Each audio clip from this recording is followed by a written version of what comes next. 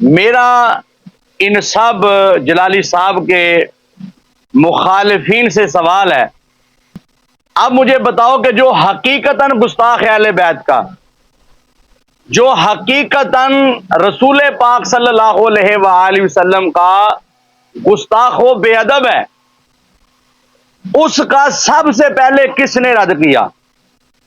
وہ میرے امام قبلہ سیدی کنز العلماء امام برحق ڈاکٹر مفتی محمد اشرف آصف جلالی صاحب نے علل اعلان اس گستاخ اہل بیت کی مخالفت کی، اس سے مناظرے کا چیلنج کیا، اس پر پابندی لگانے کا مطالبہ کیا، اور پاکستان آنے سے اس کو روکنے کی باتیں کی گئیں۔ کیوں کہ یہ گستاخ اہل بیت ہے، یزید کا ڈاکٹر ذاکر نائک حامی ہے، اور رسول پاک صلی اللہ علیہ وآلہ وسلم کی شان اقدس میں ڈاکٹر ذاکر نائک بارہا گستاخیاں کر چکا ہے، جو اس کے لیکچر آن دی ریکارڈ ہیں۔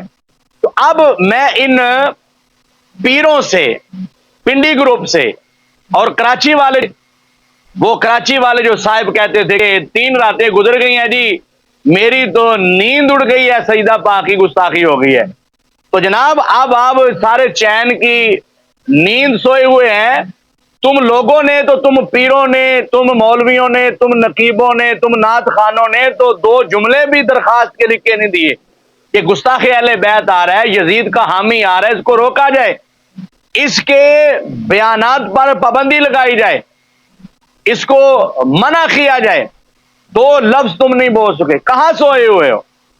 پتا چلا کہ بات گستاخی کی تمہارے نزدیک اگر ایسا کو معیار ہوتا تو تم ڈاکٹر ذاکر نائک کے خلاف بولتے اور اس کا رد کرتے۔ تو پتا چلا کہ قبلہ حضور جلالی صاحب کے تم دشمن ہو، کیونکہ امام جلالی عقیدے کی بات کرتا ہے، وہ حق سچ کی بات کرتا ہے، تو تم لوگوں نے امام جلالی کی فقط مخالفت کی ہے۔ اگر تمہارے نزدیک کوئی گستاخی کا پہلو ہوتا، کوئی معیار ہوتا، اور گستاخوں سے بائی کاٹ کرنے کا کوئی ایسا ایجنڈا ہوتا تمہارے پاس، تو پھر اس بندے کی بھی مخالفت کر دے کہ جس کی گستاخیاں علل اعلان آن دی ریکارڈ ہیں۔ تو سارے پیر، سارے مولوی، سارے نقیب، سارے خطیب، سارے نعت خواں رافضی گروپ کے اور نیم رافضی گروپ کے، یہ سارے خاموش ہیں۔ اب کیوں نہیں بولے؟ اب کیوں نہیں احتجاج کیا؟ اب کیوں نہیں اس کے خلاف FIR کروائیں، درخواستیں دیں کہ یہ بندہ متنازع ہے، یہ فرقہ پرور بندہ ہے، ڈاکٹر ذاکر نائک کو روکا جائے، اس پر پابندی لگائی جائے؟ تو تم نے تو 2 لفظ بھی اس کے خلاف ابھی تک نہیں بولے۔ پتا چلا کہ تم اہل بیت طہار کے ساتھ جو محبت کا دعویٰ کرتے ہو وہ تمہارا جھوٹا دعویٰ ہے، اور امام جلالی کا جو اہل بیت طہار کے ساتھ محبت کا دعویٰ ہے وہ سچ ہے۔ میرا امام کل بھی اہل بیت کی محبت کے دعوے میں سچا تھا، آج بھی میرا امام اہل بیت طہار کی محبت کے دعوے میں وہ سچ ہے۔